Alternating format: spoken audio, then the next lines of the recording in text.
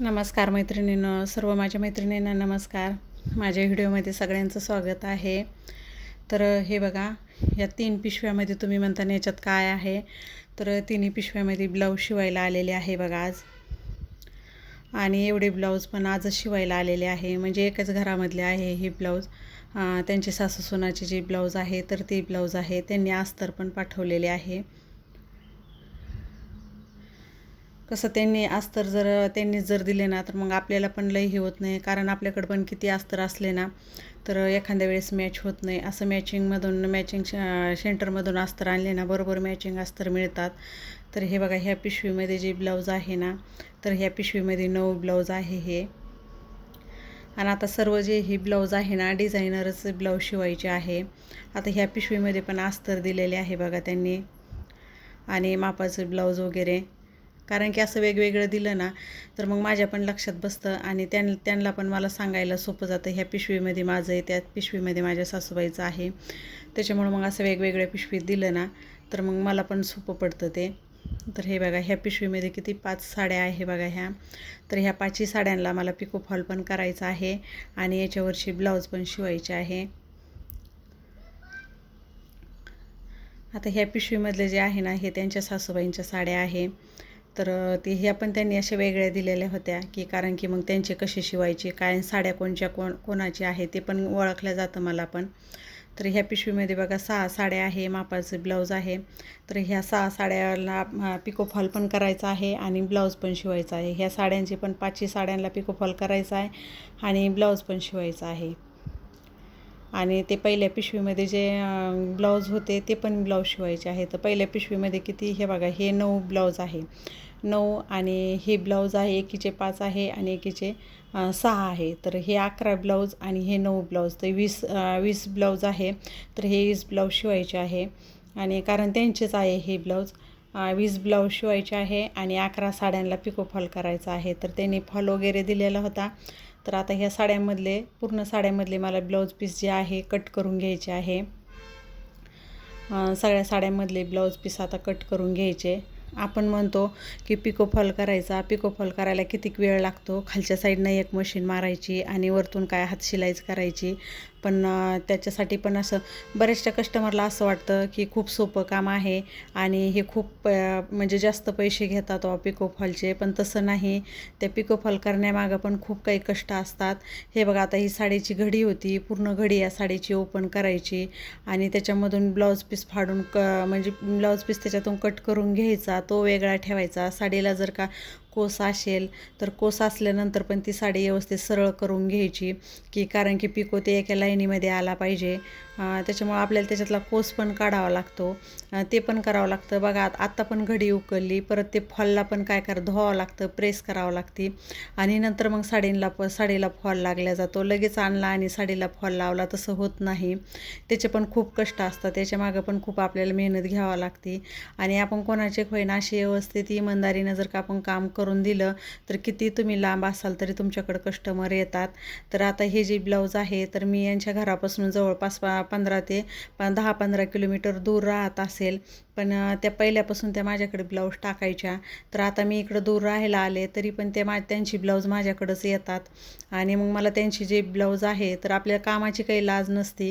तुम्ही कष्ट करा, कष्ट करण्याला काही तुम्ही लाजायचं नाही, की मी कष्ट केलेलं कधी पण आपल्या कामीची येतं.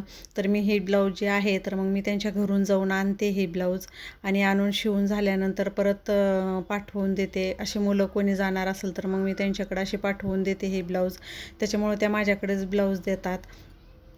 आणि आपण त्यांना वेळेवरती जर का ब्लाऊज शिवून दिले तर त्यांना पण आपले कस्टमर टिकून राहतात का, कारण की त्यांना जेव्हा लागतं तेव्हा आपल्याला आपले पण काही कामं बाजूला ठेवून त्यांची ब्लाऊज आपल्याला अर्जंट शिवून द्यावं लागते. तर त्या टायमाला आपण पण त्यांची अशी मदत जर केली तर मग ते पण खुश होतात आणि आपल्या पण कामाचं हे होतं.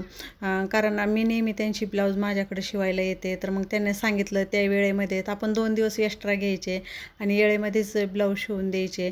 कारण एकदा विश्वास बसला ना तर मग आपण कुठं कुठंही जा तरी पण ते आपल्याशिवाय दुसरीकडे ब्लाऊज शिवत नाही. आपण म्हणतो ना की मग त्यांचं पण कसं आहे की मला म्हणजे त्यांची ब्लाऊज जी आहे ना तर ते नेहमी बोलतात की माझे ब्लाऊज तुमच्याकडेच बसतात.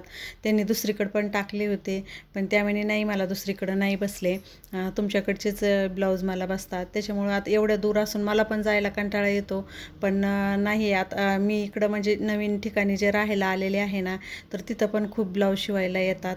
पण मग त्या म्हणत्या की नाही, मला तुमच्याकडचेच ब्लाऊज बसतात. म्हणजे ते रिक्वेस्ट करता की तुम्ही या आणि माझे ब्लाऊज तेवढे घेऊन जा. तर आपल्याला नाही पण म्हणता येत नाही, कारण आपले पहिल्यापासून तेच हे असतं कस्टमर, आणि त्यांच्यापासून आपण सुरुवात केलेली मी.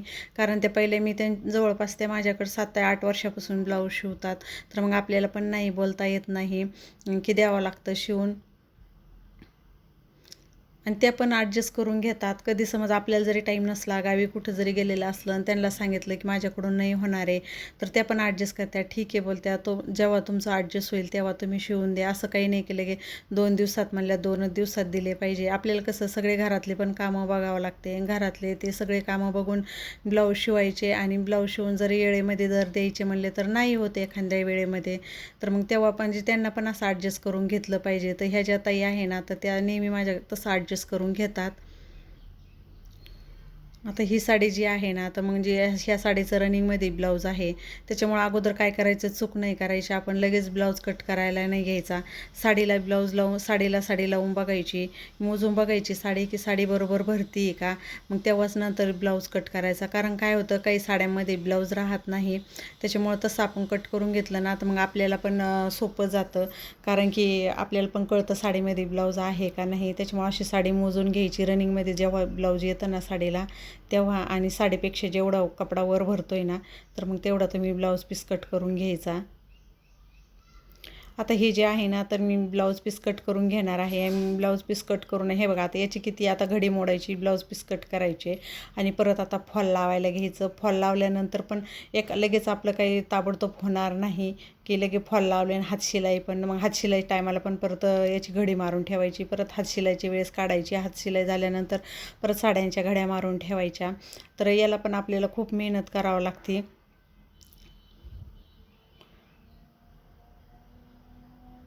तर जे आता मला ब्लाऊज पीस कट करायचे आहे तर मग मी त्याच्या घड्या मारून ठेवते की हे आपल्याला ब्लाऊज पीस कट करायचे. तर मग ते मी बाजूला ठेवणार आहे. आणि साड्या ज्या आहेत तर साड्यांना लगेच मी पिको फॉल करून घेणार आहे. आणि साड्यांचे पण मी फॉल जे आहे तर साड्यांचे फॉल लावायला आहे ना तर फॉल धुवून घ्यावं लागते. मी धुवून घेते फॉल, म्हणजे ती पण आपण व्यवस्थितच लावून द्यायचं, म्हणजे निष्काळजीपणा नाही करायचा. साड्यांचे फॉल वगैरे व्यवस्थित धुवून प्रेस करूनच साडीला फॉल लावायचा. हातशिलाई ते पण व्यवस्थित आली पाहिजे. आपलं काम जे आपण करतो ना ते एकदम व्यवस्थित आणि फिनिशिंगमध्ये करायचं. त्यांना पण आपले कस्टमर टिकून राहतात की आपलं काम पण एकदम व्यवस्थित झालं पाहिजे, एकदम फिनिशिंगमध्ये सगळे कामं झाले पाहिजे. तर हे बघा, आता त्या साड्यावरचे जे फॉल आहे ना तर ते फॉल मी धुवून असे वाळू घातले मी, म्हणजे असे सुकत घातले, उन्हाला टाकले मी. आणि वातावरण पण तसं आज सगळं पावसाचंच आहे, पण थोडंसं अशी हवा पण सुटलेली आहे. फॉलला वाळायला कसं जास्त काही वेळ लागत नाही, म्हणून मग मी असे जे फॉल जे आहे ना तर अगोदर पाण्यात भिजू घातले. मी पाण्यात भिजून धुतलेले आहे हे फॉल, आणि धुवून व्यवस्थित असे वाळू घालायचे. आणि असं कॉटनचे असल्यामुळं आहे ना लगेच त्याला आड्या पडतात. तर त्याच्यामुळं असे धुवून व्यवस्थित असे वाळू घालताना पण असे व्यवस्थित झटकून वाळू घालायचे. आपल्याला याला प्रेस कॉटनचे असल्यामुळं तर प्रेस करावंच लागते. आता हे फॉल वाळलेले आहेत. आता ह्या फॉलला मी प्रेस करून घेते, आणि प्रेस झाले की लगेच पिको फॉलला घेणार आहे साड्या, आणि मग पिको फॉल करणार आहे साड्यांना. तर हे ब्लाऊज कसे शिवायचे ते मी तुम्हाला नेक्स्ट व्हिडिओमध्ये व्हिडिओ बनवून मी त्याचा ब्लाऊज मी कसे कट केले, काय केले ते. तर तुम्हाला माझा आजचा व्हिडिओ कसा वाटला ते मला कमेंटद्वारे कळवा. जर का तुम्ही माझ्या चॅनलवरती नवीन असाल तर माझ्या चॅनलला सबस्क्राईब करा. आणि माझा तुम्ही पूर्ण व्हिडिओ बघितल्याबद्दल धन्यवाद.